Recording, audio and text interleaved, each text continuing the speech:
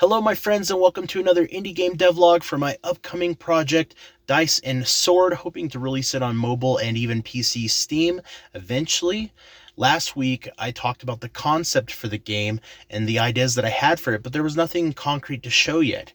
This week, I did two important things over the New Year's Eve holiday break, getaway, whatever you may call it. I went and visited my in-laws and got to see their pet turkeys and other farm animals. That was a pretty good time. But I also made some time for some game development, and I worked on designing the prototype for Dice and Sword.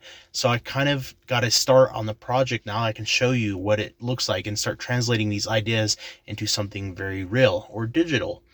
The concept here is an isometric board game in which you have this character that'll move around the board, and it borrows a lot of ideas, steals a lot of ideas from Monopoly, but many other games, and it's a roguelite game. We're still deciding on how that permanent progression will play out, but the board is randomly procedurally generated every time you play and will be unique in every single game that you play.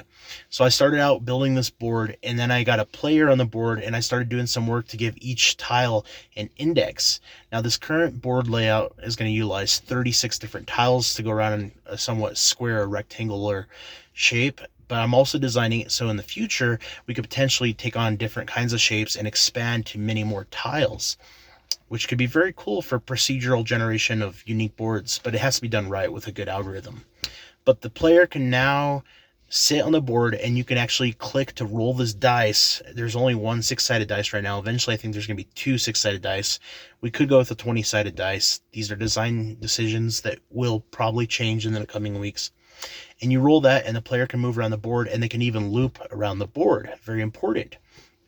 Later on, I got to the point where I had the player, once they go around the board, they would collect an amount of gold. And you can see the gold in the up left of the screen in the newer video.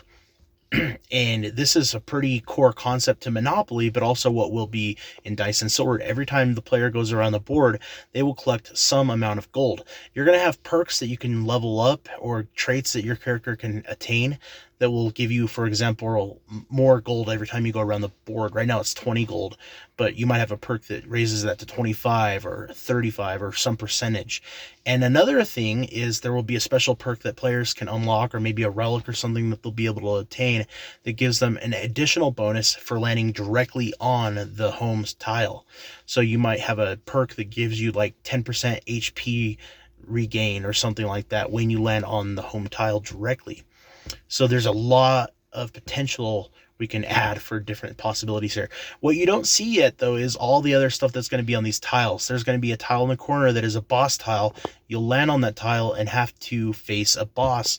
And when you defeat the boss, you move on to the next board, which is a new design environment and new challenge. Or you fight the boss, lose all your health, and it's game over. It's permadeath, or at least some degree of permadeath. The concept of roguelike in Roguelite is something that I'm still struggling with this game. Do we want to have permanent progression, meaning you can spend some kind of gold or something after the game to level up your character's health and attack and criticals and other stats that this game will have?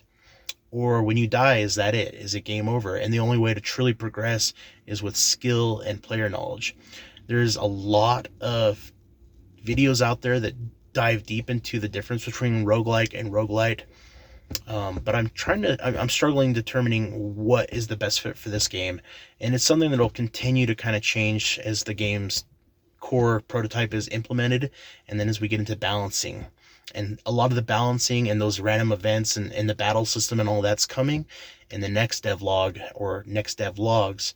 But this video, I just wanted to show off the prototype, the very origin of what the game's infrastructure is, what the board looks like, and what it can look like. I hope that, in 6 months or a year, whenever the game is close to release, that what I'm showing today looks very outdated, those early programmer graphics, and we'll add a lot of polish. But right now is not the time to necessarily add polish. It's just time to get the basic implementation of the core game loop, the character being able to move around the board, rolling the dice, and eventually the combat system and the random events and all the other stuff that will be there, the gold, the stats.